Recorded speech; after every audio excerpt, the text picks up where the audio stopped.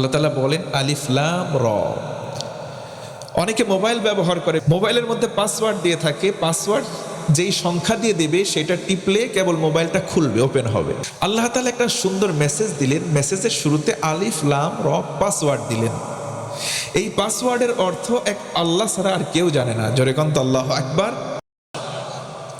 এরপরে আল্লাহ মেসেজ দিলেন কিতাবুন, এমন একটা কিতাব দিলাম, আনজালনাহু ইলাইকা, হে রাসূল আপনার প্রতি এমন একটা কিতাব দিলাম, লিতুখরিজান নাস, আপনি এই কিতাব নিয়ে মানুষের মাঝে যাবেন, মানুষদেরকে টেনে টেনে বের করবেন, মিনাজ যুলুমাত, অন্ধকার থেকে, ইলান নূর, টু দ্য লাইট, আলোর দিকে। সুবহানাল্লাহ পড়েন। আজকে আমি আলোচনায় ফুটিয়ে তোলার চেষ্টা করব তাফসীর ইবনে কাসির আল্লামা ইমাদউদ্দিন রাহমাতুল্লাহি আলাইহি। তিনি বলেছেন অন্ধকার থেকে বের করে আলোর পথের দিশা দেখানোর দায়িত্ব নবীজির। কোন অন্ধকার থেকে বের করবেন আর কোন আলোর দিকে এই কোরআনকে মাধ্যম করে নবীজি নিয়ে যাবেন, এইটা আল্লাহ রাব্বুল আলামিন এখানে বোঝাতে চেয়েছেন। তিনি বলেন প্রধানত তিনটা অন্ধকার একটা মানুষ যদি কোরআন মেনে নেয় তার ভিতর থেকে চলে যাবে। সুবহানাল্লাহ। তিনটা অন্ধকার যখন দূরীভূত হবে, তিনটা আলো এসে তাকে ছটা দেবে, এনলাইট করবে, আলোকিত করে দেবে। আরেকবার বলুন তো সুবহানাল্লাহ।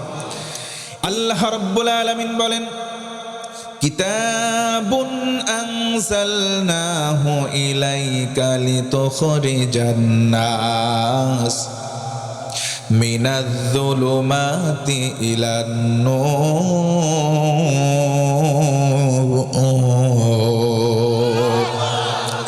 আল্লাহ রাব্বুল আলামিন বলেন এমন একটা কিতাব দিলাম। এই কিতাবটা কেন দিলাম?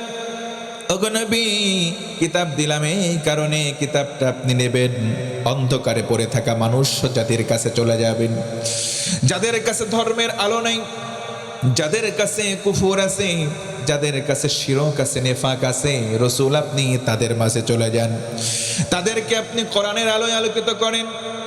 এই কোরআন নিয়ে চলে যান।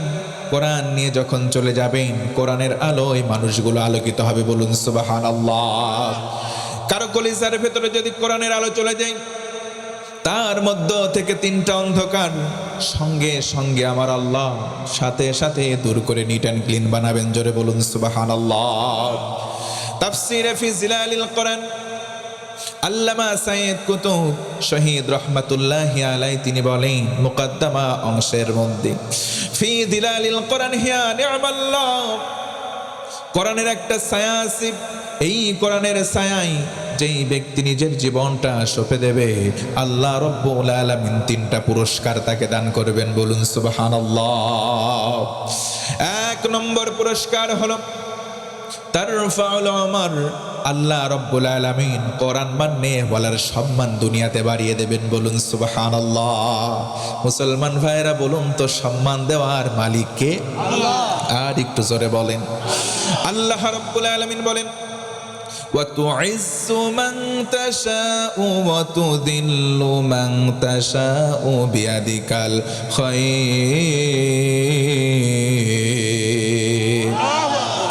আমার আল্লাহ বলেন ও বান্দারা, সম্মান দেওয়ার মালিক দুনিয়ার কোনো নেতা নয়, সম্মান দেওয়ার মালিক কোনো প্রতিষ্ঠান নয়, সম্মান দেওয়ার মালিক হলাম আমি আল্লাহ। কল্যাণকর সম্মান একমাত্র আমি আল্লাহ দিয়ে থাকি। একবার বলেন আলহামদুলিল্লাহ। দুই নম্বর পুরস্কার কোরআনের ছায়াতলে আসলে তাবারাকাহুল হায়াত, আমার আল্লাহ ওই বান্দা বান্দির জীবনে যত বরকত আছে সব বরকত দান করেন। তিন নম্বর পুরস্কার হলো তাজকিয়াহুল হায়াত, আল্লাহ রাব্বুল আলামিন ওই বান্দার জীবনের ছোট ছোট গুনাহ কোরআন মানার কারণে মাফ করে দেয়। বলেন সুবহানাল্লাহ। একবার জোর গলায় বলা যাবে কি আল্লাহু আকবার। কোরআনের আলোয় যদি আলোকিত হতে চাই, আমাদের ভেতর থেকে কয়টা অন্ধকার দূর হবে ভাই? তিনটা অন্ধকার। এক নম্বর হচ্ছে কুফরের অন্ধকার, দুই নম্বর হচ্ছে শিরকের অন্ধকার, আর তিন নম্বর হচ্ছে অজ্ঞতার অন্ধকার। এক নম্বর কুফর, যেটা আমাদের ভেতরে নাই, কারণ আমরা সবাই ইমানদার, আমরা সবাই মুমিন, আমরা আল্লাহতে বিশ্বাস করি। কথা বলে ঠিক কিনা? আল্লাহতে যারা বিশ্বাস করে তাদের ভিতর ইমান আছে, তাদেরকে মুমিন বলে। আল্লাহ বলেন কেউ যদি মুমিন হতে পারো, আমি আল্লাহ ঘোষণা করলাম আল্লাহু ওয়ালিয়ুল্লাযীনা আমানু ইখরিজুহুম মিনাজ-যুলুমাতি ইলান-নূর। পড়েন সুবহানাল্লাহ। আমার বন্ধুগণ, আল্লাহ রাব্বুল আলামিন বলেন, আল্লাহু ওয়ালিয়ুল্লাযীনা আমানু ইখরিজুহুম মিনাজ-যুলুমাতি ইলান-নূর।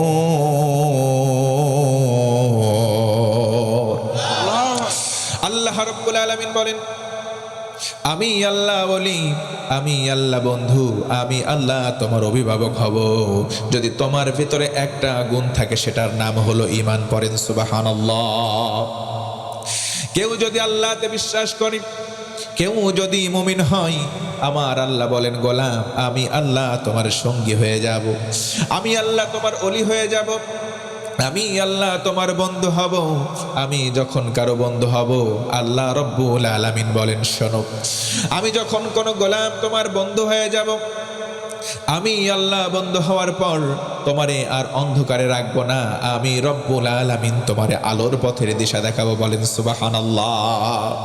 আল্লাহ রব্বুল আলামিন কোরআনটা নাজিল করলেন, নাজিল করার পর নবীজিকে আদেশ দিলেন, কোরআন নিয়ে মানুষের কাছে আপনি চলে যান, অন্ধকারে যারা নিপতিত আছে তাদের কাছে চলে যান, তাদেরকে কোরআনের আলোয় আলোকিত করুন, তাদেরকে আলোকময় যখন করবেন, আলোকময় যখন করবেন, তাদের ভিতর থেকে কুফর, তাদের ভিতর থেকে শিরিক, তাদের ভেতর থেকে অজ্ঞতা দূর হয়ে যাবে। আর যখন কুফর চলে যাবে, ঈমান চলে আসবে। যখন তাদের ভিতর থেকে শিরিক যাবে, তখন ঈমানের আলো ছটাটা বেড়ে যাবে। আর যখন অজ্ঞতা দূর হয়ে যাবে, তখন মানুষের মাঝে ইলমের চর্চা বেড়ে যাবে। পড়েন সুবহানাল্লাহ। এই যে আমরা ইসলামটা মেনে চলি, ইসলাম হলো এমন একটা বিধান, এমন একটা জীবন ব্যবস্থার বিধিমালা, যে বিধিমালার মধ্যে ঈমান আছে, যেই বিধিমালার মধ্যে আছে ইলম।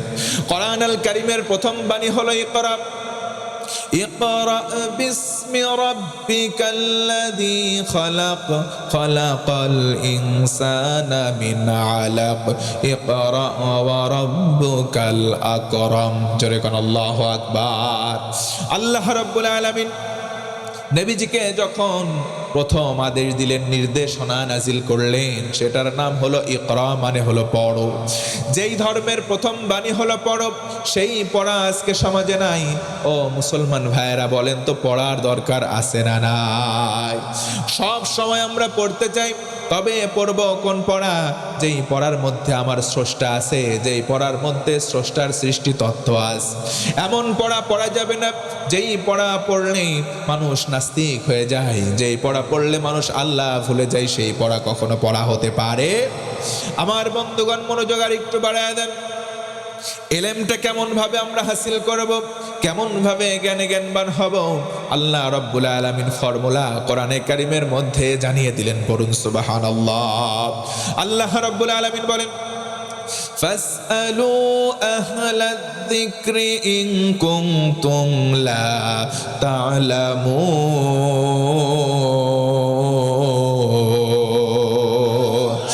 আল্লাহ রাব্বুল আলামিন বলেন, ফাসআলু আহলায যিকর, যারা জ্ঞানবান, যারা হলো জ্ঞানী, যাদের কাছে কোরআনের জ্ঞান আছে, তোমরা তাদের কাছে চলে যাও, তাদের শরণাপন্ন হও। কোন বিষয়ে যদি তোমরা অজ্ঞ থাকো, বিজ্ঞ জনের কাছে যাও, তাদের কাছে গিয়ে জিজ্ঞাসা করে তোমরা জেনে নাও। এটা হলো আমি আল্লাহ পাকের নির্দেশ। বলেন সুবহানাল্লাহ। ভাইয়েরা, বলেন তো এই কোরআন আল কারীম জানার দরকার আছে না নাই? এই কিতাবটা এমন একটা মাধ্যম, এই মাধ্যমে আমাদের মধ্যে শিরিক চলে যাবে, কুফর চলে যাবে, অজ্ঞতাও চলে যাবে, আমাদের মধ্যে আলো চলে আসবে, জ্ঞান চলে আসবে। জোরে কোন সুবহানাল্লাহ।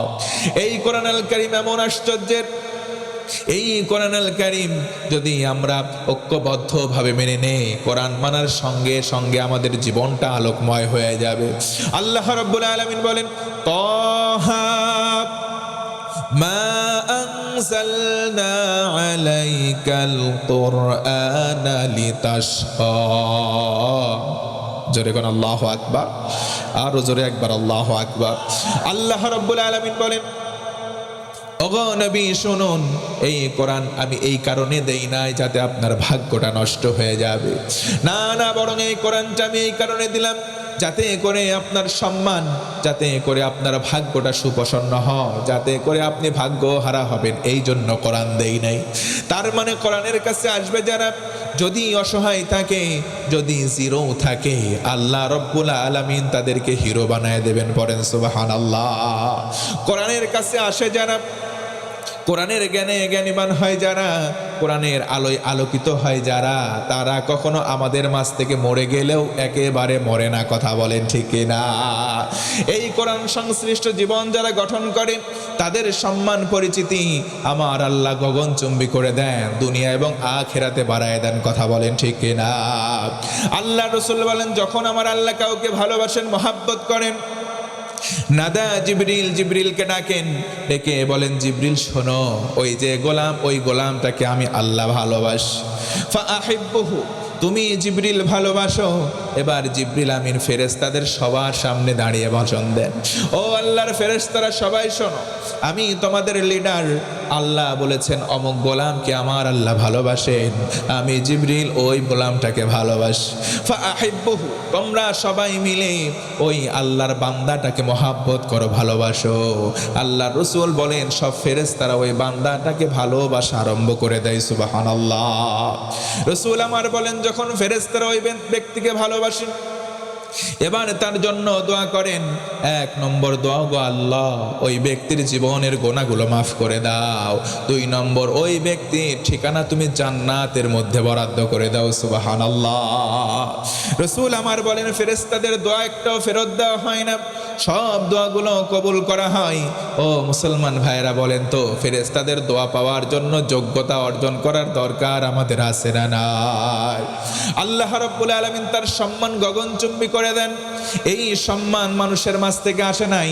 মানুষ যদি ফেমাস হয়ে যায়, মানুষ যদি দুনিয়ার মধ্যে সুপরিচিত হয়, বুঝতে হবে এই সম্মান দুনিয়ার কোনো মানুষ দেয় নাই, দিয়েছেন কে? কোরআনের সঙ্গে থাকলে আল্লাহ রাব্বুল আলামিন সম্মান কেমনে বাড়ায়, তার উদাহরণ দেখেন। কোরআনের কর্মীরা যারাই মরে গেছে, তাদের জন্য আমাদের কলিজার মধ্যে দোয়া আছে না নাই? আর তাদের বিরুদ্ধাচারণ যারাই করছে, তাদের নাম আমাদের সামনে হয় ঠিক, কিন্তু সঙ্গে সঙ্গে বদদোয়া আসে। কথা বলেন ঠিক কিনা? জোরে বলেন ঠিক কিনা? এজন্য আল্লাহ কোরআনে বলেন, লা তাকুলু লিমান ইউকতালু ফি সাবিলিল্লাহি আমওয়াত বাল আহইয়াউ ওয়ালাকিন লা তাশউরুন। ওরে ও পৃথিবীর মানুষেরা শোন, যারা আমি আল্লাহর জমিনে, আমি আল্লাহর দিন কায়েমের জন্য চেষ্টা করতে গিয়ে মারা যায়, যারা কোরআনের রাজ কায়েম করতে গিয়ে মারা যায়, তাদেরকে তোমরা মৃত বলো না, আমি আল্লাহর কাছে তারা জিন্দা, তারা আমি আল্লাহর কাছে জীবিত। জোরে বলুন সুবহানাল্লাহ। কেমনে জীবিত? আমাদের বাহ্যিক দৃষ্টিতে তারা মারা গেলেও তারা আল্লাহর কাছে জীবিত। আল্লাহ ভিন্ন আয়াতে বলেন, ওয়াহুম ইউরযাকুন, তারা আমি আল্লাহর কাছ থেকে রিজিক প্রাপ্ত হতেই আছে। জোরে বলুন না সুবহানাল্লাহ। অনেক সময় দেখেছি মিথ্যা মামলায় যাদেরকে ফাঁসির কাস্টে ঝুলিয়ে বিদায় করে দেওয়া হয়েছে, ফাঁসির দিনক্ষণ কাউন্টডাউন শুরু হয়ে গেছে, 1 ঘন্টা 2 ঘন্টা পরে ফাঁসি দেওয়া হবে। তারপরেও যখন তাদের চিত্র আমাদের সামনে আসছে, মুখের মধ্যে, ঠোঁটের ভিতরে হাসির ঝিলিক লেগে আছে। কথা বলেন ঠিক কিনা? এই হাসি কোথা থেকে এসেছে? এই হাসি দুনিয়ার কোনো জায়গা থেকে আসে নাই। কারণ রাসূল আমার বলেন, শহীদের জন্য 6টা পুরস্কার।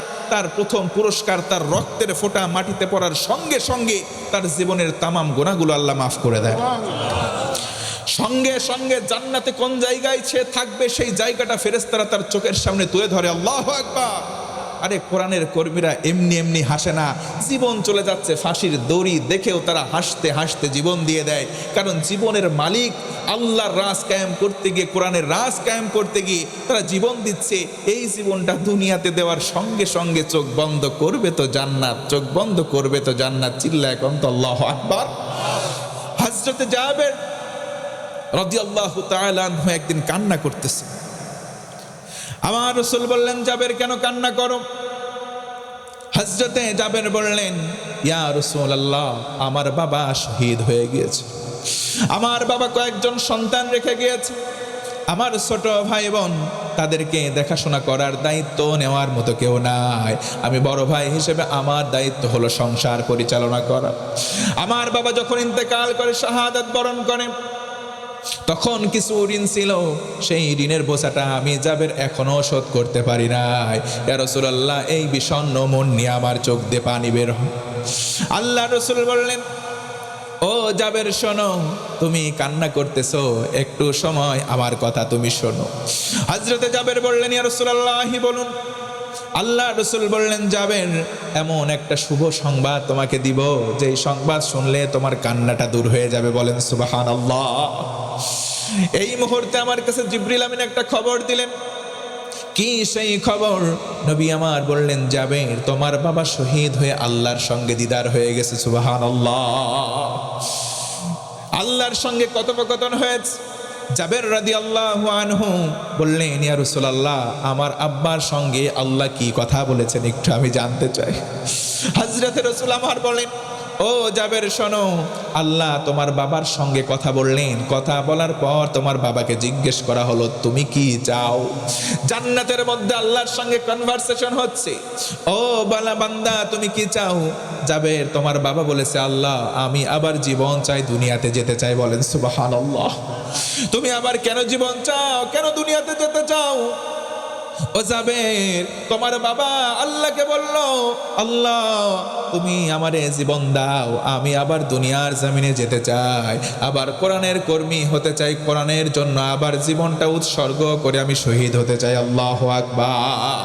আমি আলোচনায় বোঝাতে চাচ্ছিলাম যে আল্লাহ সুবহানাহু ওয়া তাআলার কোরআন যদি কেউ মেনে নেয়, তাহলে সঙ্গে সঙ্গে কোরআন মানলে 3টা অন্ধকার দূর হয়ে যাবে। আর 3টা অন্ধকার যখন দূর হয়ে যাবে, সঙ্গে সঙ্গে 3টা আলো চলে আসবে। তার ভিতরে কুফুর দূর হবে, ঈমান চলে আসবে, নেফাক দূর হবে, তো স্বচ্ছ ঈমান চলে আসবে। আল্লাহ সুবহানাহু ওয়া তাআলা যদি অজ্ঞতা দূর করে দেয়, ইলমের নূর চলে আসবে। যেরকম সুবহানাল্লাহ।